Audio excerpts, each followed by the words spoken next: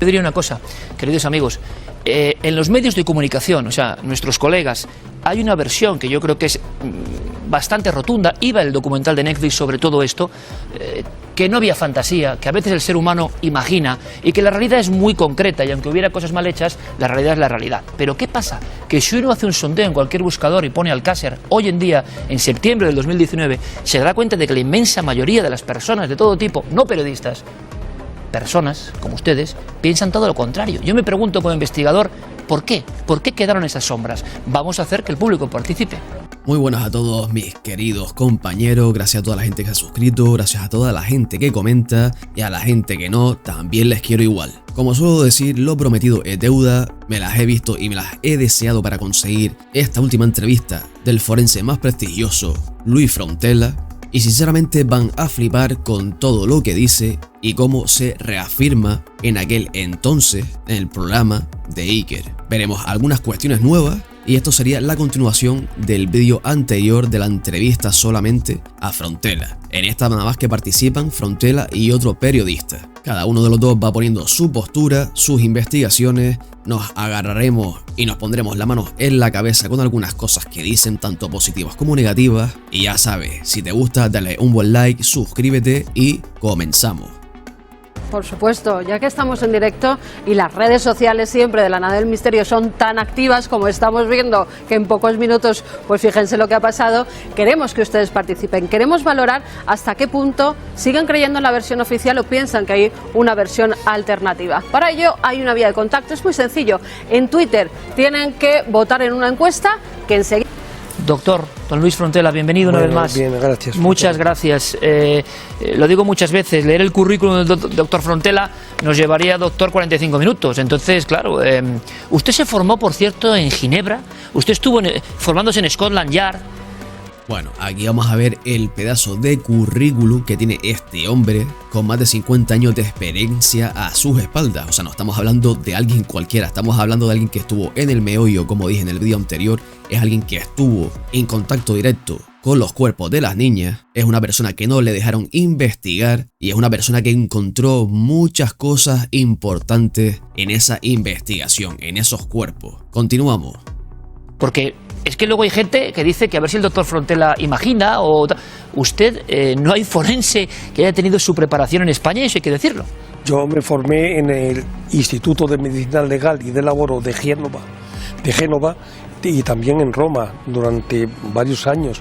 Ahí me hice especialista en medicina legal y luego todas las ramas de la investigación criminal, todas, pelos, sangre, uñas, de huellas dactilares, investigación de daños, todo, me formé durante varios años en los laboratorios del Scotland Yard.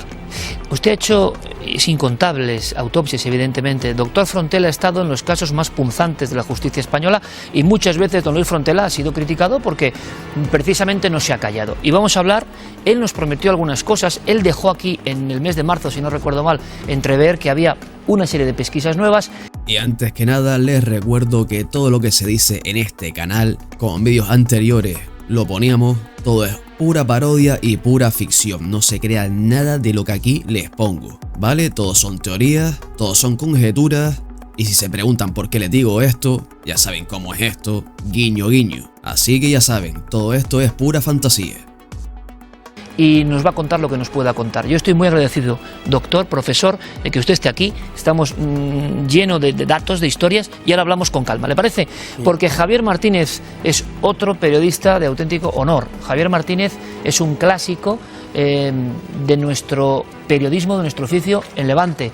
Este hombre que van a ver a continuación, la verdad que me hace mucha gracia porque en su boca nada más que tiene la palabra conspiración y teorías de la conspiración y teorías de la conspiración, y es lo que también les dije hace unos cuantos vídeos atrás que me rechina todavía. Porque parece que hemos llegado a un momento en la sociedad en la que cuando no se quiere escuchar ciertas verdades incómodas, el sistema nos ha metido en la cabeza que ahora eso se llama teorías de la conspiración, cuando siempre esa palabra era una gran referencia para definir los trapos sucios del sistema, los trapos sucios de partidos políticos, los trapos sucios de misiones militares, etcétera, etcétera. Pero hoy en día, si opinas diferente a la versión oficial o a la versión de la política que esté de turno, ya sabes, eres de extrema derecha. Estas son las dos palabras que me han rechinado en estos últimos años. Ya saben, tiene que existir solamente una sola versión y una sola opinión. Si te sales de ahí, eres de extrema derecha.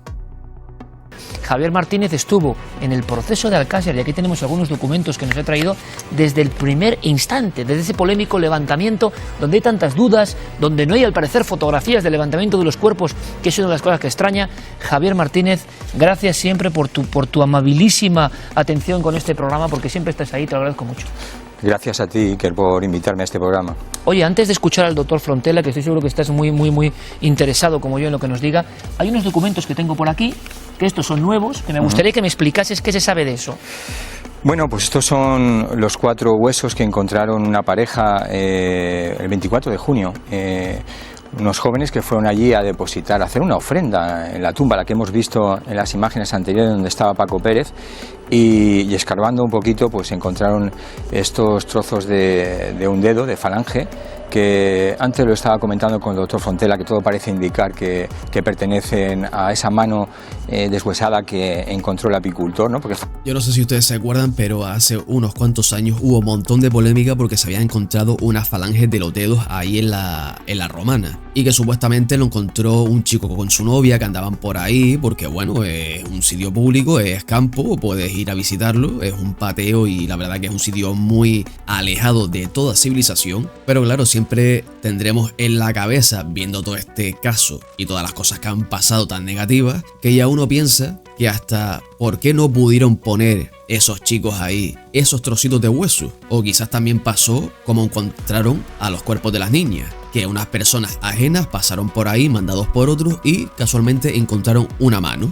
Y si quizás esto también fue lo mismo, que unos chicos supuestamente caminando por ahí, coño, casualmente encontraron unos huesos que estaban a simple vista, no sé. Yo les dejo esa incógnita ahí, esa pregunta se las dejo ahí para que piensen, y ya saben, escriban en los comentarios si fue casualidad o fue todo preparado 25 años después en aquel entonces. Continuamos. Faltaban algunos dedos y que ahora no queda otra que analizarlos, porque como no se haga, Iker, lo que van a hacer es arrojar gasolina al fuego de la teoría de la conspiración. Aquí ¿Que tú estás de acuerdo con esa teoría? Efectivamente. Y hay que dejarlo muy claro. Y también es importante, don Javier Martínez estuvo desde el minuto 1, ha tenido acceso a todo, es el gran sabueso periodístico de este tema. ¿Y tú crees que realmente Miguel Ricard y Antonio Inglés, los delincuentes, solos o en compañía de otros, ejecutaron a las niñas por desgracia? Yo no sé si es que no entiendo ese grado de violencia, pero tú crees que encajan las piezas mucho más que otras teorías. A ver, yo no, o sea, además, bueno, por supuesto yo, pero el tribunal que lo juzgó, también la madre de una de las niñas, Rosa Folch. Ojito, el tribunal que lo juzgó fue algo muy amañado. Si quieres verlo, ese vídeo lo tenemos aquí, lo pueden pedir o lo pueden buscar en esta misma lista de reproducción que se llama El juicio más polémico, y justamente también está nombrando a una de las madres de las niñas, si no recuerdo la de Desiree, y que justamente también fue la única madre que estuvo con la versión oficial, y supuestamente, por lo que dice la gente, porque los que estaban alrededor de ella, ciertas instituciones, ciertos cuerpos policiales, como que le comieron un poquito la cabeza para que no pensara más allá y se quedara con la versión oficial y poner al resto de las familias un poco en contra. A eso es a lo que se refiere. Pero fíjense cómo él va como pinchando un poquito, soltando ciertas cositas del tema de la versión oficial que no se sostiene por ningún lado. Pero bueno, les pongo un reto. Al final de este vídeo quiero que me digan cuántas veces este hombre dice la palabra teoría de la conspiración. Continuamos. Y hay muchísima gente que cree en la justicia. Si es verdad, yo siempre he dicho que la teoría de conspiración se sustentaba en pilares básicos. Si hacemos un símil con una mesa en 4 patas, ¿no? Uno era el videosnap, por ejemplo, que nadie ha visto porque yo creo que no existe. El segundo era, que ahora podemos hablar si quieres, es entre 5 y 7 pelos que aparecen adheridos a los cuerpos de las niñas, que también creo que tiene su explicación porque pudo ser un contagio por esa alfombra que envolvía había los cadáveres, y además las agresiones sexuales tienen lugar en un colchón donde habían estado cazadores. La tercera pata de esa teoría de conspiración para mí sería... Ojo, que el tema de los colchones, si no recuerdo mal, no se encontró nada. En todo el paraje de la Romana no se encontró ningún indicio ni de Anglés, ni de Rigar, ni de resto de sangre. Pero ojo, que les digo que de memoria. Si no recuerdo mal, no se encontró nada, pero este hombre como que directamente afirma que sí. Continuamos. Esa fuga de Anglés, que yo reconozco que hay ahí lagunas y que hay cosas difíciles de entender, aunque también hay un factor de suerte, cuando ese agricultor tarda 2 días y lleva a Anglés hasta Minglanilla y tarda 2 días en acudir al cuartel de la Guardia Civil. Es que hay que recordar que Anglés, claro, tuvo mucha suerte de cruzarse España entera sin que nadie lo pillase, sin que la policía lo pillase. Quizás por ahí, en una de esas vías, podríamos comprender, en el casual de que pasase así, que tuviera esa suerte porque, como se dice, era confidente de ciertas instituciones. Ahí les dejo la incógnita. Mientras estaban todos los agentes en ese cerco, claro, Anglés tiene 2 días de ventaja y cruza la frontera hacia Portugal. Javier, la teoría de la huida de Anglés?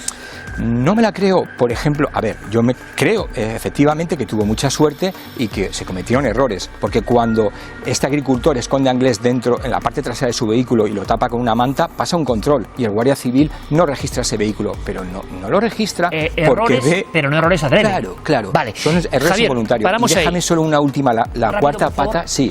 Lo que han dicho en la teoría de conspiración, que hubo una obstrucción a la justicia desde investigadores de la Guardia Civil con manipulación de pruebas, eso no se defiende de ninguna manera. Javier, Increíble. vámonos a la publicidad de Cuarto Milenio Live. Increíble. Doctor Frontela, ni más ni menos, con un montón de cosas. Algunas tienen que ver con esa alfombra. Yo no había visto nunca esos documentos de esta manera. Y además Paco Pérez Caballero, que nos espera en John Bay y nos va a contar qué ha visto sobre el terreno que le ha hecho cambiar de opinión.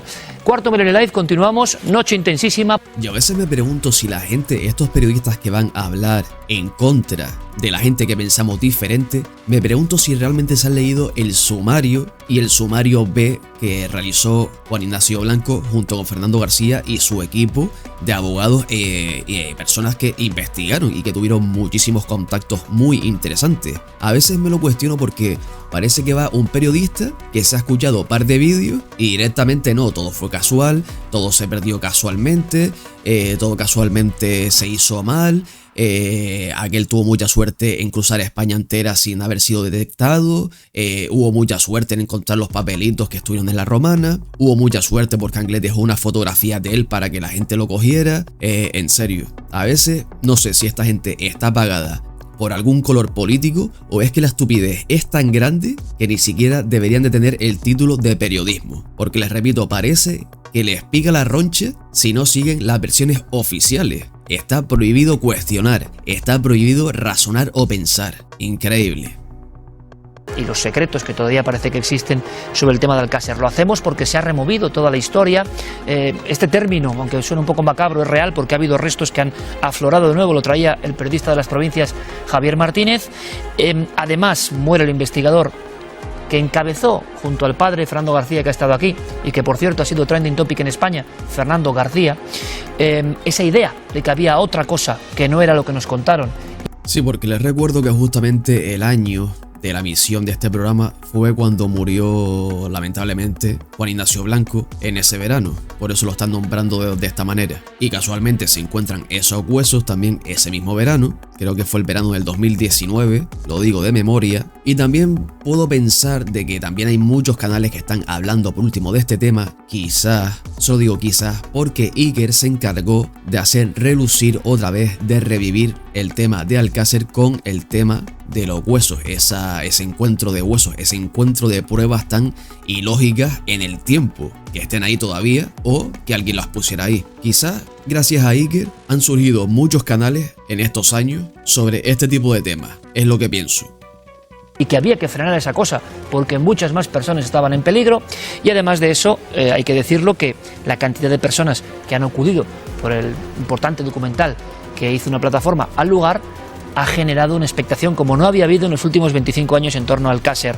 Vamos a conectar enseguida con Paco Pérez Caballero, que está precisamente en John Bay a estas horas de la noche, porque él ha cambiado su forma de ser, y les aseguro que yo no sé muy bien qué tiene que contarnos, pero le pusimos como periodista de sucesos con muchos años sobre el terreno, que es lo que muchos no hemos hecho, estando allí, para ver las grandes incongruencias. Doctor Luis Frontela ha visto estas fotos de los huesos. El doctor don Luis es que es tremendo. Dice, déjame la foto de los huesos, que la experiencia es un grado y me tiene usted que decir qué es eso. Bueno, son los huesos obtenidos ahora, ¿verdad, Javier Martínez? Sí, los encontrados el pasado 24 de junio. Estos son huesos humanos, estos son huesos de falanges de dedos, de 2 dedos, son huesos humanos, pero se sabe perfectamente de quién son. Y se sabe perfectamente de quién son simplemente revisando el sumario. Al revisar el sumario, una fotografía de uno de los cadáveres donde se ve que de la fosa donde han sido enterrados asoma el antebrazo y la mano. Ese antebrazo y esa mano están, digamos, descarnados por la putrefacción y por lo tanto, y de esa mano falanges se desprenden fácilmente y caen por el suelo, son arrastrados, son deslizados por las alimañas y de eso son estos huesos, es lo que creo. Por tanto, don Luis, estos son huesos no solo humanos, sino que pertenecen a una de las víctimas. A una de las víctimas que se puede poner nombre y apellido. Esa es la principal hipótesis que manejan los investigadores. Lo que pasa es que tendrán que determinarlo en la unidad de antropología forense del Instituto de Medicina Legal, que es donde se están estudiando esos huesos. ¿Dónde están ahora mismo? O sea, fíjate cómo se adelanta este hombre para interrumpir como, mira que yo también sé un montón de cosas, no me quites un poco el protagonismo a mí. La verdad que a veces hace algunas intervenciones este periodista que no sé a qué viene, es como, no sé, como hazme caso. Yo también sé cosas, pero no sé, ¿ustedes qué opinan? Lo que parece es que es en Valencia. Lo que parece increíble, ¿no?, que 27 años después pueda, bueno, un joven allí simplemente, bueno, he dicho antes escarbando, ¿no?, pero era con un palito removiendo un poquito la tierra, que estuvieran a ras de suelo, ¿no?, esos huesos. Esto indicaría que efectivamente que la Guardia Civil pues no cribó la tierra bien y además lo hicieron al día siguiente porque vino la unidad central operativa.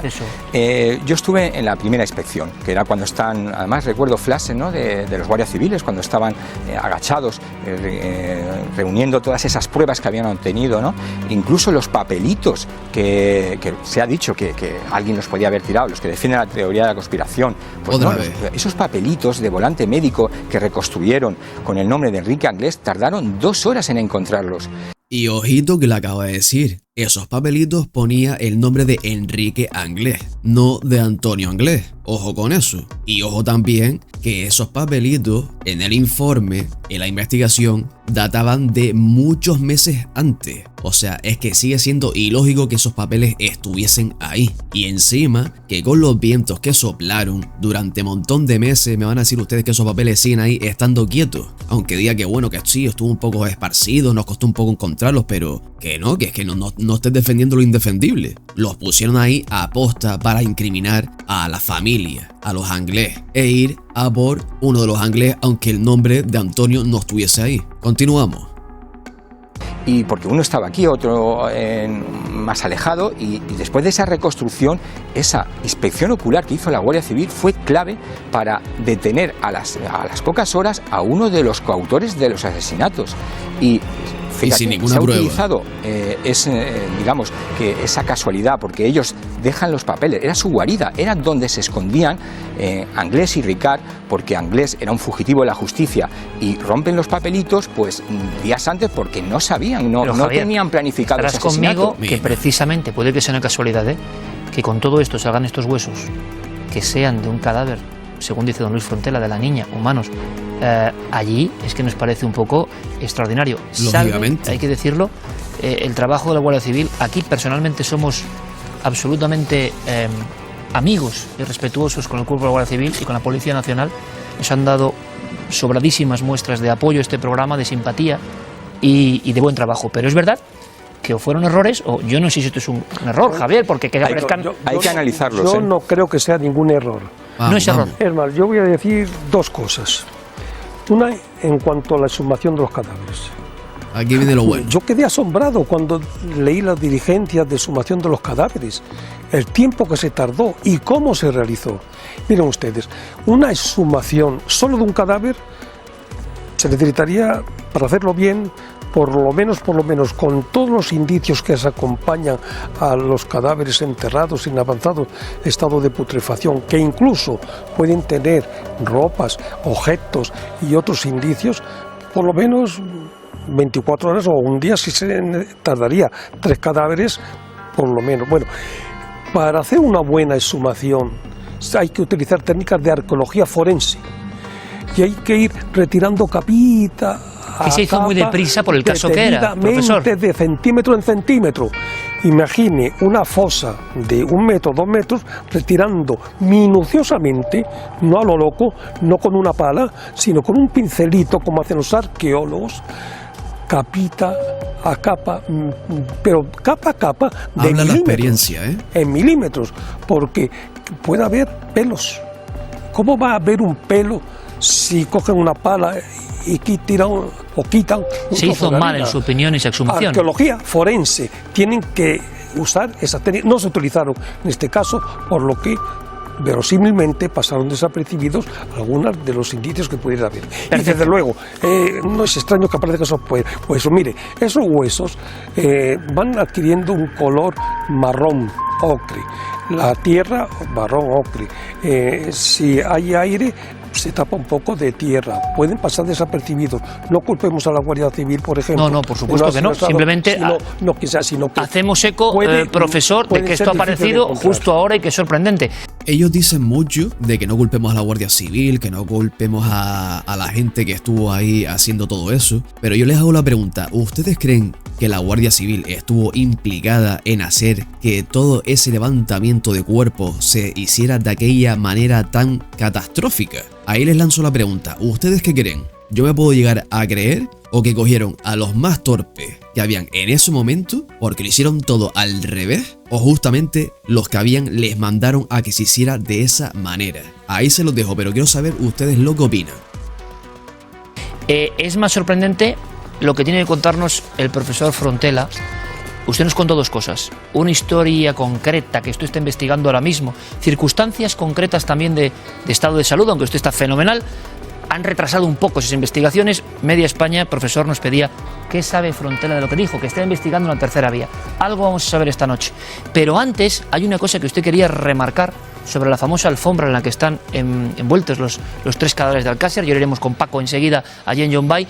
Profesor, para que todo el mundo nos entienda y con su capacidad de comunicación, no le dejaron investigar. O sea, usted lo que realmente le llega adentro es que usted está a punto, en su Aquí opinión, viene lo bueno ojo, también, de saber qué hay en esa alfombra y a quién incrimina y que no le dejaron. Eso lo dice usted. Bueno, aquí distingo 3 partes diferentes de quién o cómo no me dejaron investigar. Una de ellas queda muy clara. Miren ustedes. Ojito todo lo que va a decir a partir de ahora, ¿eh? Aquí tengo, no lo puedo enseñar porque tengo la prohibición del juez de enseñarlo, pero sí se ven las firmas al margen. 1, 2, 3, 11 firmas. Y esto es un auto del juez de instrucción. El juez de instrucción del 29 de enero de 1993, 29 de enero, por el cual, en presencia de 11 testigos, entre ellos el juez, el secretario judicial, me autorizan no solamente a que pueda realizarse en ese medio los medios técnicos necesarios para llevar a cabo su misión. Eso es lo que dice el juez. Y es avalado por 11 testigos y 11 que firman. ¡Oh, qué asombro! No solamente hago las autopsias, este es el acta de haber terminado las autopsias, sino además, cuando hago la autopsia de los cadáveres, después de haber sido realizada la primera autopsia, me encuentro más de 20 muestras, 20 y tantas muestras importantes para la investigación. Esas muestras las tomo y están en este acta, están en 2 folios, que el juez, repito, con 11 testigos me autorice a que lo lleve a mi laboratorio para su estudio. Y oh sorpresa, esto es de 29 de enero. 29 de enero. Y el 1 de febrero,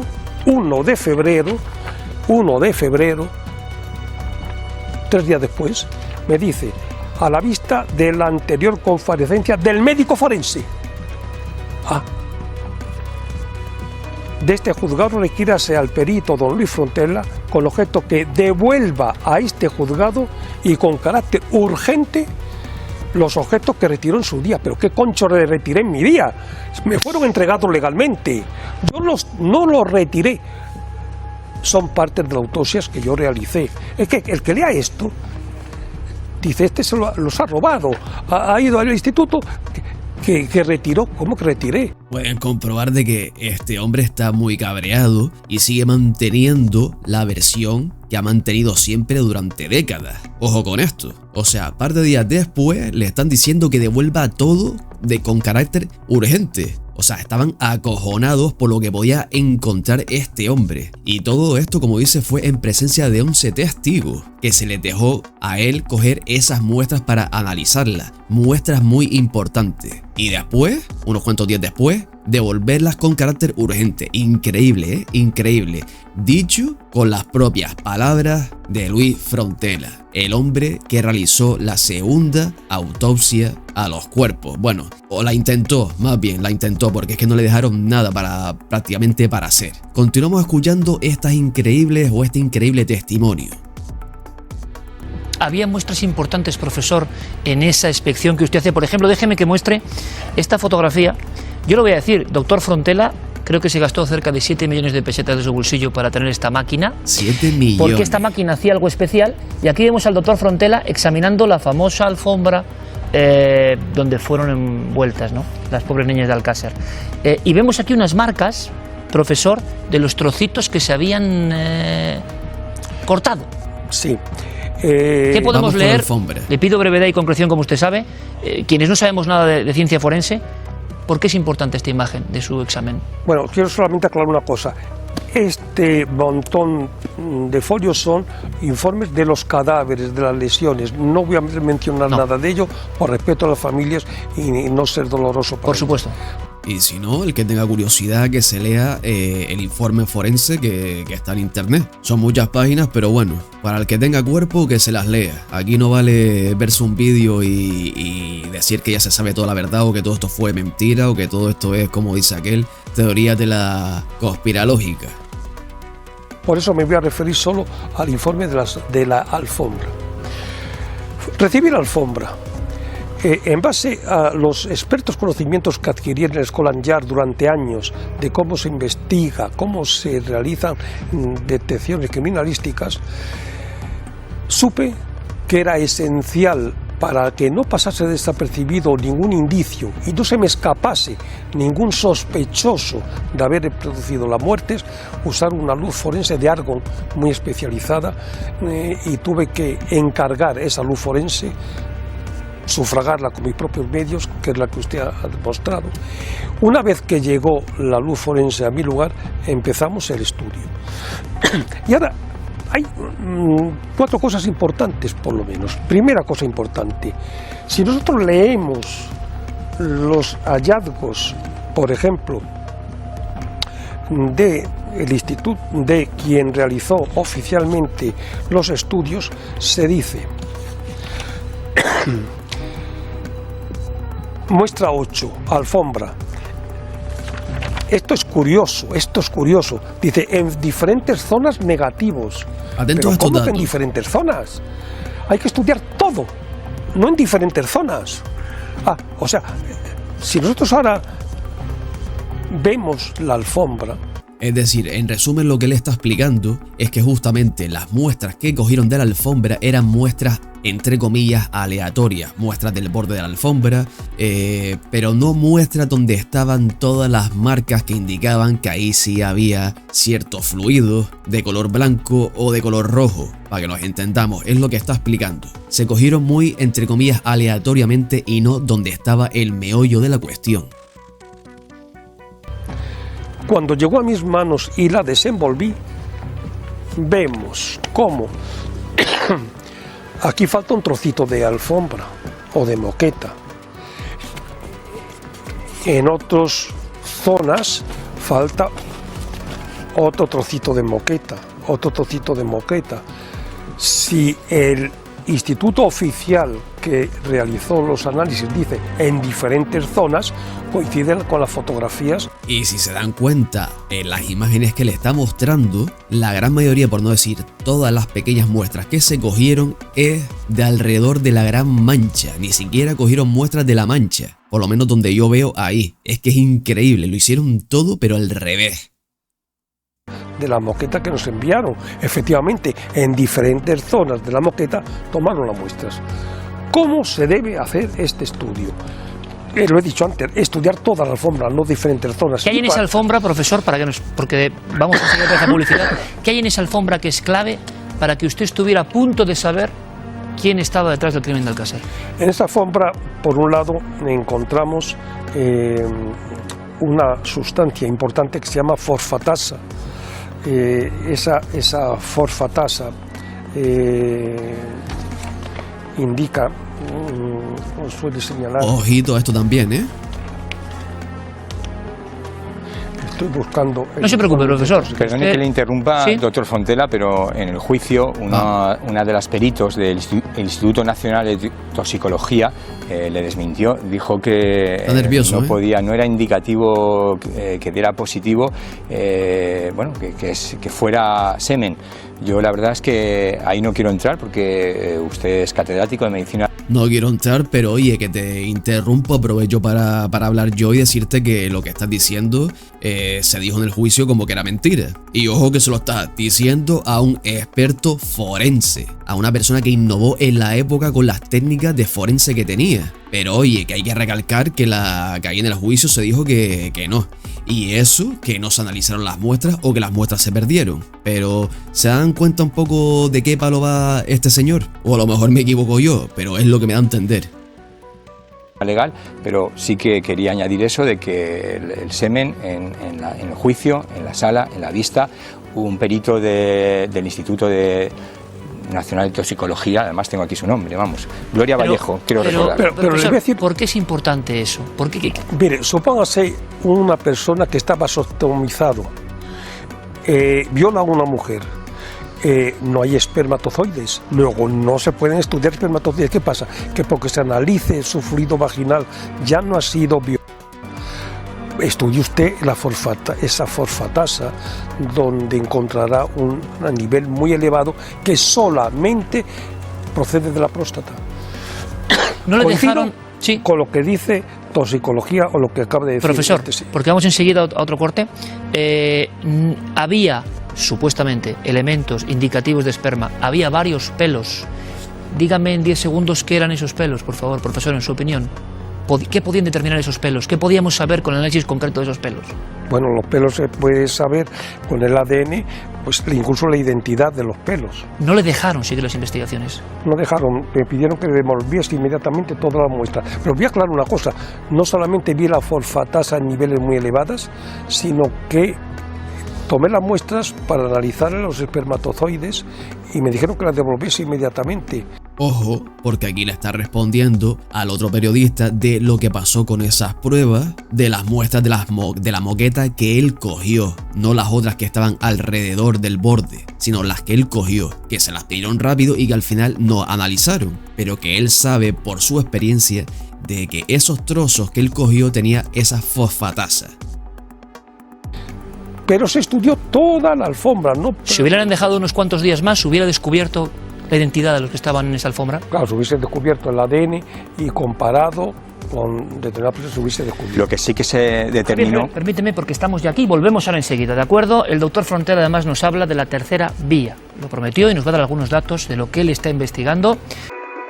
De este juzgado requírase al perito don Luis Frontera con objeto que devuelva a este juzgado y con carácter urgente los objetos que retiró en su día. Pero qué concho le retiré en mi día, me fueron entregados legalmente, yo no los retiré, son partes de las autopsias que yo realicé. Es que el que lea esto dice, este se los ha robado, ha ido al instituto que retiró. ¿Cómo que retiré?